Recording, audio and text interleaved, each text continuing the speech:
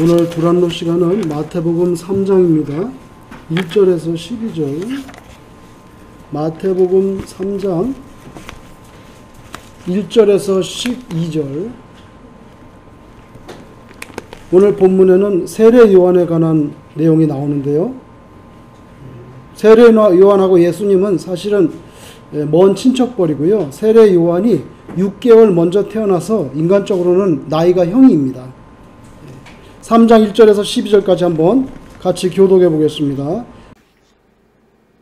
그때 세례 요한이 이르러 유대 광야에서 전파하여 말하되 회개하라 천국이 가까이 왔느니라 하였으니 그는 선지자 이사야를 통하여 말씀하신 자라 일렀으되 광야에 외치는 자의 소리가 있어 이르되 너희는 주의 길을 준비하라 그가 오실 길을 곧게 하라 하였느니라. 이 요한은 낙타털 옷을 입고 허리에 가죽띠를 띠고 음식은 메뚜기와 석청이었더라. 이때 예루살렘과 온 유대와 요단강 사방에서 다 그에게 나와 자기들의 죄를 자복하고 요단강에서 그에게 세례를 받더니 요한이 많은 바리새인들과 사두개인들이 세례 베푸는 데로 오는 것을 보고 이르되 독사의 자식들아 누가 너희를 가르쳐 임박한 진노를 피하려 하더냐. 그러므로 회개에 합당한 열매를 맺고 속으로 아브라함이 우리 조상이라고 생각하지 말라. 내가 너희에게 이르노니 하나님이 능히 이 돌들로도 아브라함의 자손이 되게 하시리라. 이미 도끼가 나무 뿌리에 놓였으니 좋은 열매를 맺지 아니하는 나무마다 지켜 불에 던져지리라. 나는 너희로 회개하게 하기 위하여 물로 세례를 베풀거니와 내 뒤에 오시는 이는 나보다 능력이 많으시니 나는 그의 신을 들기도 감당하지 못하겠노라. 그는 성령과 불로 너희에게 세례를 베푸실 것이요 손에 키를 들고 자기의 타작마당을 정하게 하사 알곡은 모아 곡간에 들이고 죽정이는 꺼지지 않는 불에 태우시리라. 아멘. 자, 예수님이 그 요셉과 마리아의 아들로 이제 육신적으로 볼 때 태어나셔서 사시다가 한 30살쯤 되셨을 때에 이제 비로소 우리가 소위 말하는 공생의 이제 메시아로서의 삶을 이제 드러내기 시작하셨는데 그 전에 세례 요한이라는 사람이 이제 예수님이 이렇게 전면에 나서기 전에 먼저 나타나서 이스라엘 사람들로 하여금 예수님을 잘 받아들일 수 있도록 이렇게 기초를 다지는 작업을 했어요. 여러분 가끔씩 사극에 보면 아주 높은 대감이나 뭐 사또가 행차할 때 길라잡이가 있죠. 물러거라 뭐 이렇게 하고 그죠. 사또 행차시다 그럼 다 엎드리잖아요. 그죠? 그거 하는 길라잡이가 있는 것처럼 세례 요한은 말하자면은 예수님의 출현에 대해서 길라잡이 역할을 하는 거예요. 자, 그러면 뒤에 대감이나 사또가 행차하시고 앞에서 이방이나 다른 사람이 사또 행차시다 그러면 다 엎드린단 말이에요. 사람들이, 백성들이. 높은 사람이니까 엎드리면은 그 엎드리는 게 다 자기한테 엎드리는 줄 안다고 생각하면 그 얼마나 큰 오산입니까? 예? 그죠? 그렇잖아요. 아, 자기가 하는데 전부 다 엎드려. 자기 때문에 엎드리는 게 아니고 누구 때문에 엎드리는 거예요? 뒤에 오시는 분 때문에 엎드리는 거지. 자기 때문에 엎드린다고 생각하면 그 얼마나 큰 오해입니까? 그죠? 오해입니까? 그런데 사람이 연약하기 때문에 그리고 또 우쭐거리는 마음이 많기 때문에 그러는 경우가 있어요. 가장 대표적인 분은 누구냐면은 목사님입니다. 그죠? 하나님의 말씀을 대신 말한단 말이에요. 말하자면은 예수님은 이런 분이십니다 하고 이렇게 하는데 성도님이 그 말씀을 잘 듣고 목사님을 귀하게 여겨. 아, 그러면 자기가 마치 하나님이거나 자기가 대감이거나 자기가 사또인 것처럼 오해를 한다면 그건 불경에 해당되는 거죠. 그래서 자, 말씀을 전하는 이들 선교사님이든 목사님이든 전도사님이든 누구든 간에 말씀을 전하는 분들을 귀하게 여기고 그들을 잘 대접하는 거 대단히 중요하지만 그래도 그분들은 여전히 길라잡이일 뿐이에요. 그분들은 하나님이 아니고 그분들은 예수님이 아닙니다. 그렇기 때문에 어느 정도 그 선을 우리가 지켜야 된다는 거죠. 많은 사람들이 이단으로 들어가는 이유는 뭐냐 하면은 그 길라잡이들이 결국에 뭐가 됩니까? 하나님 행세를 하기 때문에. 하나님, 그죠? 특별히 성령을 뜨겁게 강조하고, 그죠? 성령을 뜨겁게 강조하는 그런 교단일수록 그렇게 되기가 쉬워요.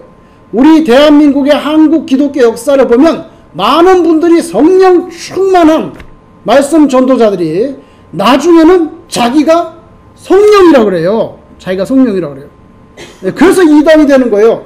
그분들도 처음부터 이단 되려고 아주 그냥 매뉴얼 써놓고 그렇게 한 게 아니에요. 처음에는 순수한 모습으로, 그죠? 순수한 모습으로 말씀을 전했어요. 특별히 예수를 사모하는 마음이 간절한 분일수록 성령의 충만을 간절히 바랍니다. 간절히 바랍니다. 근데 그렇게 하니까 많은 사람들이 자기 앞에 엎드린단 말이에요. 엎드린단 말이에요. 그러면 뒤에 대감님이나 사또가 오면 자기는 길라잡인데 자꾸 자기한테 엎드리다 보니까 자기도 모르게 자기가 대감인 줄 알아요. 그죠? 예수님이 십자가에 못 박히기 위해서 예루살렘 입성하실 때 뭘 탔죠? 나귀를 탔습니다. 나귀를 타고 예수님 입성하시는데 사람들이 겉옷을 깔고, 자기 겉옷을 깔고 종려나무를 흔들면서 호산나 다윗의 자손 예수하고 막 외쳤단 말이에요. 그죠? 그러니까 나귀가 한참 가다 보니까 사람들이 다 자기를 보고 환호한단 말이에요. 나귀가 아주 자기가 기분이 우쭐해가지고, 그럼 어떻게 되겠어요? 나귀를 보고 환호하는 게 아니잖아요. 예수님을 보고 영접하는 것이지.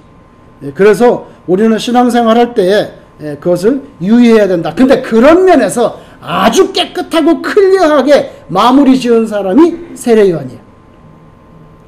실제로는요, 요한복음에 보면은 많은 사람들이 세례 요한이 메시아인가? 이런 착각을 일으킬 정도로 세례 요한의 인기가 짱이었어요. 오늘 본문에도 보시면 알겠지만 요단강에 수많은 사람들이 밀려들어서 세례 요한한테 와가지고 자기 죄를 잡아가고 요단강에 들어가서 머리까지 잠기는 거예요. 우리처럼 이렇게 손해하는 게 아니에요. 완전히 꼴까닥 요단강에 잠겨서 그때 새로 올라오는 거예요. 뭐야 이거는? 죽음을 의미하는 거예요. 무수히 지금 죽잖아요. 그죠? 뭐야? 세례라는 것은 나의 옛 자아, 죄악된 자아가 죽었고 이제 나는 새 사람이 됐다는 거예요. 세례는 그걸 의미하는 거거든요. 그런데 수많은 사람이 그렇게 밀려드니까 많은 사람들이 세례 요한이 메시아가 아니야? 그래가지고 실제로 문제가 생겼어요. 그래서 세례 요한은 나는 아니야. 나는 참빛을 증거하러 온 사람이지 내가 참빛이 아니라고. 그 선을 확실하게 그었던 사람이 이 세례 요한이에요. 그래서 그런 면에서는 세례 요한이 대단히 훌륭한 사람이라는 거예요. 여러분 아주 오래전에 한 20년도 더 된 것 같아. 자기가 청와대에 근무하는 과장이라고 사기를 쳤는데 그 옛날에 4억 원인가를 사기를 쳐가지고 이제 붙잡혀가지고 구속을 당했는데 조사를 해보니까 청와대에서 청소하는 사람이에요. 청와대에서 청소하는 사람인데 자기가 과장이라고 하니까 다 줄줄이 엎드리고 막 뭐 하나 이권 딸까 해서 그래서 세례 요한은 그런 모습을 보이지 않았어요. 여러분 아브라함 이후로 이렇게 쭉 역사가 흘러오면서 하나님께서 많은 예언자들을 보냈습니다. 그런데 약 그 400년 동안 예수님 오시기 전 400년 동안 예언자가 나타나지 않았어요. 이 성경상으로 보면 예언자가 없어요. 뭐 어느 동네에서 조용히 사역을 했는지는 모르겠지만 기록상으로 알려진 게 없어요. 그래서 아브라함 때부터 쭉 내려오면서 우리가 많은 예언자를 알잖아요. 그죠? 호세아도 알고 아모스, 에레미야, 이사야 뭐 많이 있잖아요. 나훔, 하박국이 다 예언자인데 어느 순간 딱 예언자가 스톱됐어요. 그 마지막으로 온 예언자가 누구냐면은 말라기예요. 말라기는 사람 이름이에요. 사람 이름이라고요.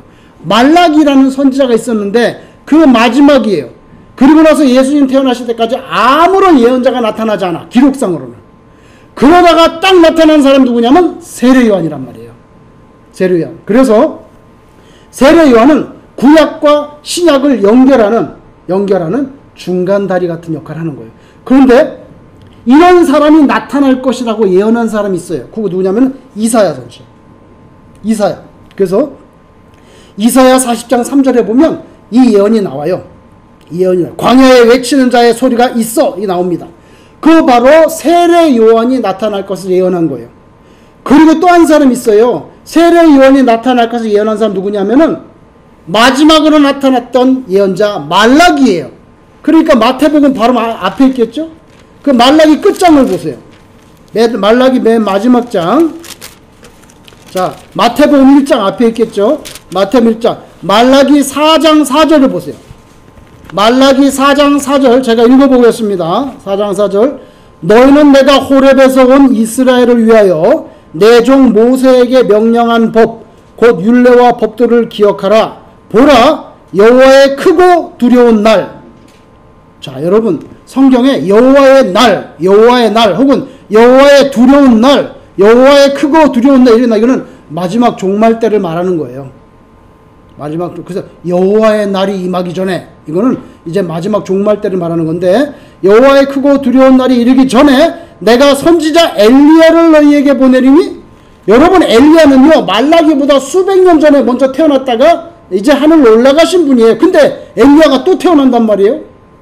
여기 엘리야를 보내준다 그러잖아요. 그 다음에 6절에 보면 그가 아버지의 마음을 자녀에게로 돌이키게 하고 자녀들의 마음을 그들의 아버지에게로 돌이키게 하리라.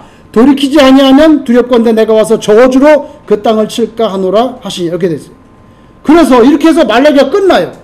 그러니까 말라기의 마지막 예언은 누구냐면 이 세례 요한에 대한 예언인데, 세례 요한이라는 말을 하지 않았고 하나님이 엘리야를 보내줄 건데, 그 엘리야는 아버지의 마음을 아들에게로 자녀에게 돌이키고 자녀의 마음을 아버지에게 돌이킨 역할을 한다. 이렇게 돼 있어요. 이건 뭐냐면 엘리야가 이 세상에 와서 했던 일은 뭐냐면 이스라엘의 마음을 다시 묶어서 하나님께로 연결시키는. 왜냐하면 우상 숭배하니까. 엘리야가 했던 일은 뭐냐면 이스라엘 백성들의 마음을 돌이켜서 하나님께로 이끌어가는. 그래서 소원해졌던 하나님과 이스라엘과의 관계를 다시 이렇게 연결시켜주는 역할을 한 게 엘리야예요.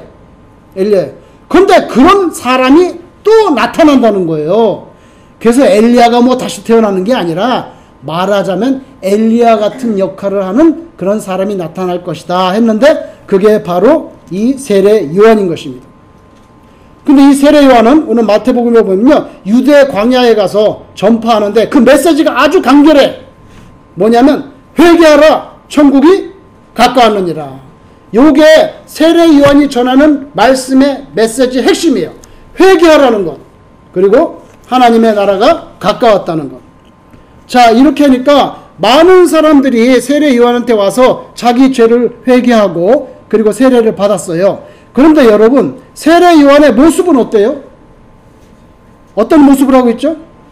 낙타털 옷을 입고 허리에 가죽띠를 띠고 음식은 뭘 먹었어요? 메뚜기와 석청이에요. 메뚜기와 석청. 메뚜기 요리가 얼마나 비싼데 석청도 얼마나 귀한데. 여러분 석청이 뭡니까? 바위에 그 있는 꿀이에요. 바위에다가 그 벌들이 그 이제 집을 만들어가 바위에서 나는 거. 지금도 있어요. 석청은요. 그죠? 절벽 같은 데 보면 석청도 있고요. 목청도 있어요. 목청 알아요? 이거는요. 나무에 이렇게 홈이 파져 있잖아요. 그 나무 가지 그런 홈 파져. 거기에다가 그 벌들이 집을 짓고 거기서 꿀을 만드는데 그 목청은 정말 너무 비싸요. 근데 그런 걸 먹고 살았다는 거예요. 여러분 요새는 뭐 웰빙이라서 그게 비싼 음식일지 모르지만 이건 뭐예요?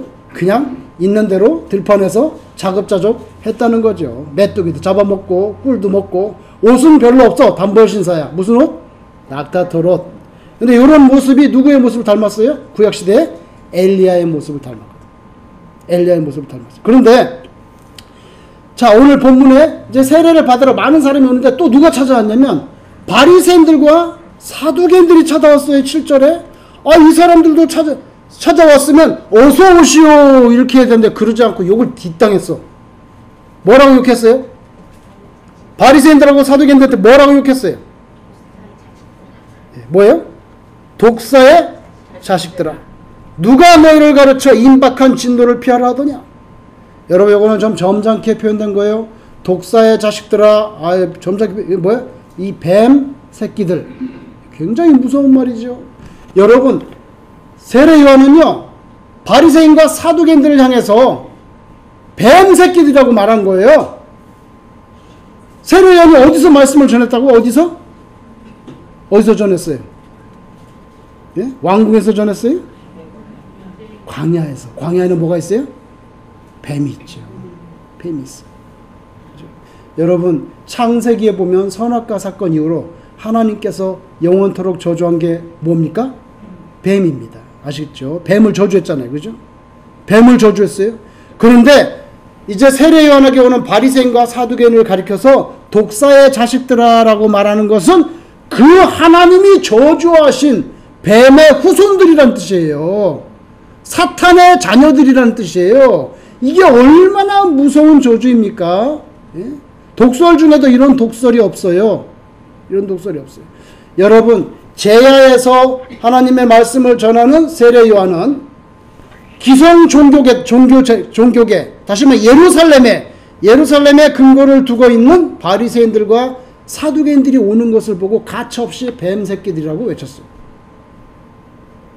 창세기 3장 14절에 뱀을 저주했는데 그 후손이라는 거예요. 사탄의 자식들이라는 뜻이에요. 오늘날 누가 목사님들께 이렇게 말하면 가만히 있겠어요? 응? 예루살렘 종교 당국자들 핵심 바리새인과 사두개인들에게 가차없이 그렇게 직격탄을 날렸어요. 그건 왜 그러냐면 바리새인들과 사두개인들이 하나님의 말씀대로 제대로 살지 않고 오늘 여기 찾아온 것도요, 사실은 자기 죄를 회개하고 세례를 받으려고 온 것이 아니었던 것 같아요. 관찰하려고. 여러분, 종교당국에서는 어떤 특이한 종교현상이 있을 때 관찰하러 나옵니다. 서기관들과 바리새인들 파송하죠. 나사렛 예수가 뭐 선동을 한다는데 한번 가봐. 뭐 하는 거야? 세례요한이라는 사람이 그 요단강에서 뭐 사람이 구름대같이 모인다는데 한번 가봐. 그렇게 갔던 것 같아요. 그랬을 때 세례요한이 가차없이 이렇게 직격탄을 나뉘는 것을 볼 수가 있어요. 이 사람은 아무것도 거리낌이 없어요. 왜냐하면 자기는 바라는 게 없기 때문에 눈치 보지도 않아요. 자, 그러므로 회개에 합당한 열매를 맺고 속으로 아브라함이 우리 조상이라고 생각하지 마라. 내가 너에게 이르노니 하나님이 능히 이 돌들로도 아브라함의 자손이 되게 하시리. 이게 무슨 말인지 아세요? 이 바리새인과 서기관들은요, 자기가 아브라함의 자손이라는 이유 때문에, 그 이유 때문에 선민이고요, 그 이유 때문에 하나님의 자녀이고요, 천당은 당연히 따놓은 당상이에요. 근데 세례요한은요, 아니라는 거예요. 네가 아브라함의 혈육, 네가 아브라함의 후손이라는 것 때문에 하나님의 자녀라고 믿고 네가 아무 문제 없다고 생각하는데 다 잘못됐다는 거예요. 정말 하나님의 자녀가 되는 것은 육체의 할례를 받는 것이 아니라 어디에? 마음에 할례를 받아야 된다. 그 핵심이 뭐예요? 회개예요. 회개. 자기 자신의 죄에 대해서 회개는 전혀 안 하면서 자기는 하나님의 자녀라고 그렇게 버젓이 그렇게 믿고 있는 거, 그게 오해라는 거예요. 그 대표적인 직격탄을 받은 사람이 바리새인과 사두개인인데 오늘날로 말하면 교회의 목사님과 장로님들이라고 말할 수가 있어요. 종교당국 예루살렘의 가장 핵심 문제들 아닙니까? 그렇죠?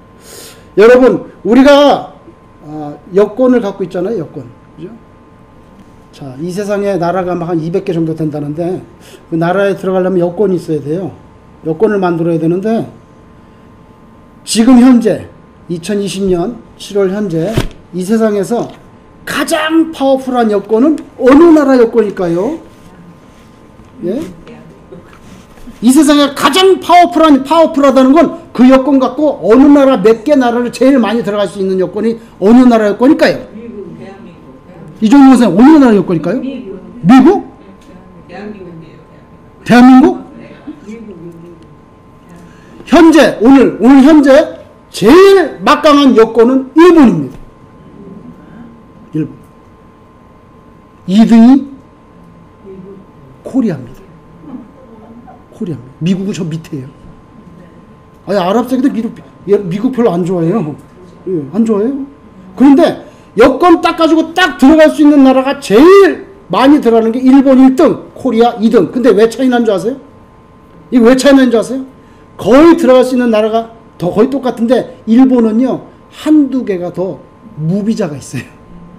근데 코리아는 그 한두 개가 비자를 요구해. 그래서 2등이 된 거예요. 아, 대한민국이 이렇게 막강한 나라가 됐어요. 예? 맨날 미국에서 밀가루 받아 먹던 나라가 이제 전 세계에서 여권 파워 2등이 됐어요. 그죠? 여러분, 어느 나라에 들어가려면 여권 있고 비자 받아야 되잖아요. 예, 하나님의 나라도 마찬가지예요. 하나님의 나라가 나 아브라함의 자손이야, 그거로 들어가는 게 아니라는 거예요. 세례는 뭐예요? 회개. 진심으로 자기 죄를 뉘우친 사람만 하나님의 나라에 들어간다는 거예요.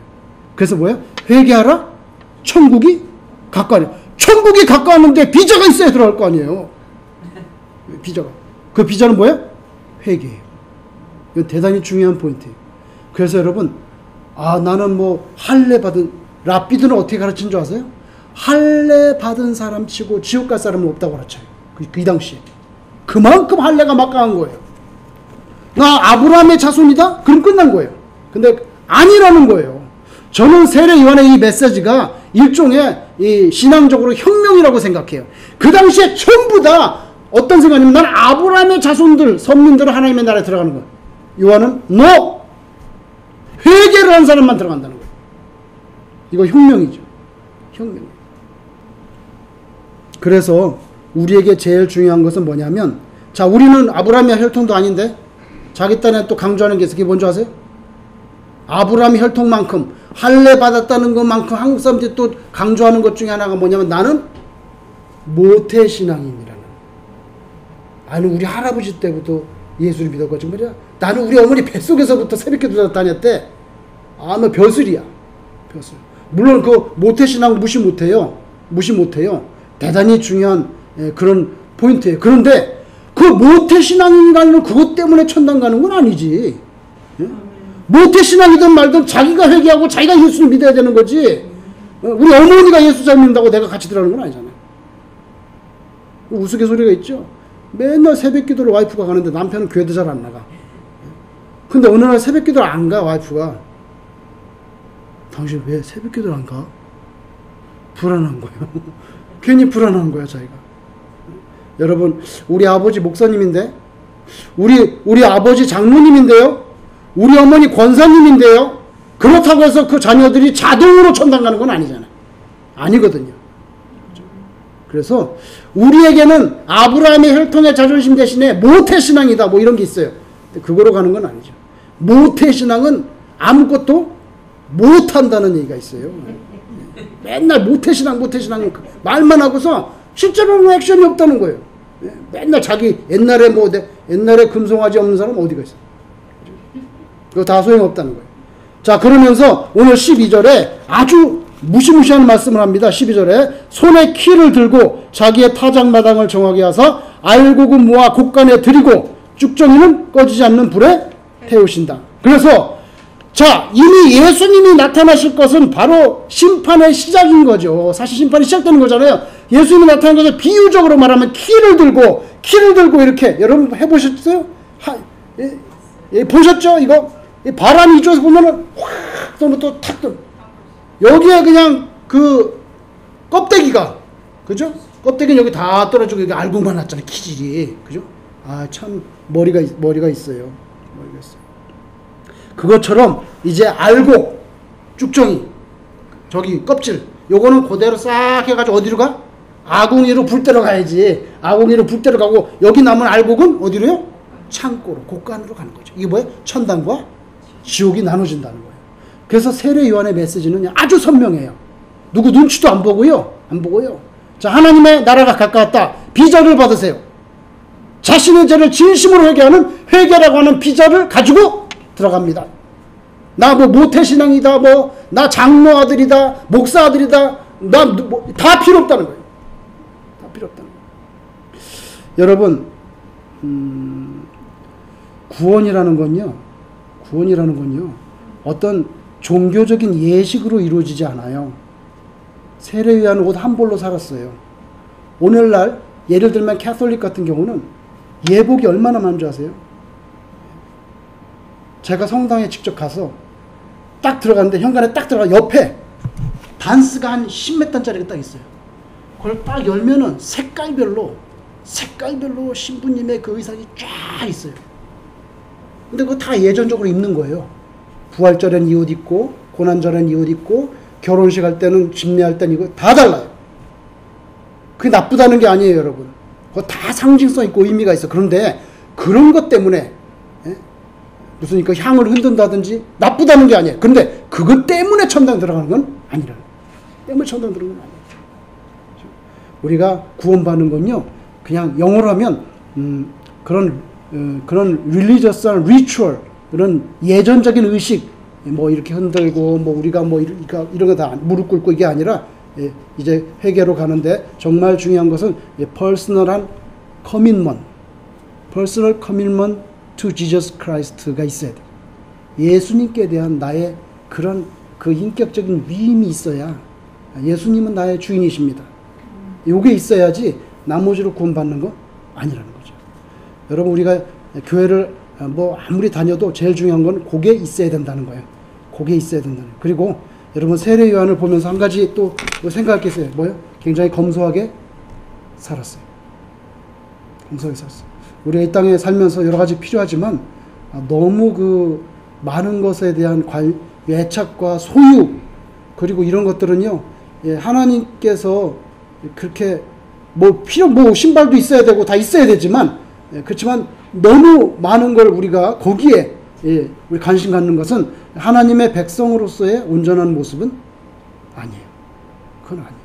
그러니까 세례 요한은 그냥 단촐하게 살았잖아요. 단촐하게 살았잖아요. 그래서 사실은요, 요새는 너무 복잡한 세상이에요. 복잡한 세상인데, 구원은요, 제가 볼 때는 심플한 사람이 잘 받는 것 같아요. 너무 정신이 분산되어 있는 거예요. 여러분, 언제 예수님을 생각하고, 언제 천당을 생각하고, 언제 내 자신을 들여다보고 회개를 생각해 보겠냐 이거예요. 너무 많아, 생각이. 제가 볼 때는 성서적이 아니에요. 세상적으로는 좋을지 모르는데 여기는 아니야. 여기는 굉장히 단출해. 그냥 그래서 뭐예요? 그 먹고 살만 하면 그냥 자족하게 지내라고 말하잖아요. 자족해야 된다고. 그게 성경의 가르침이잖아요.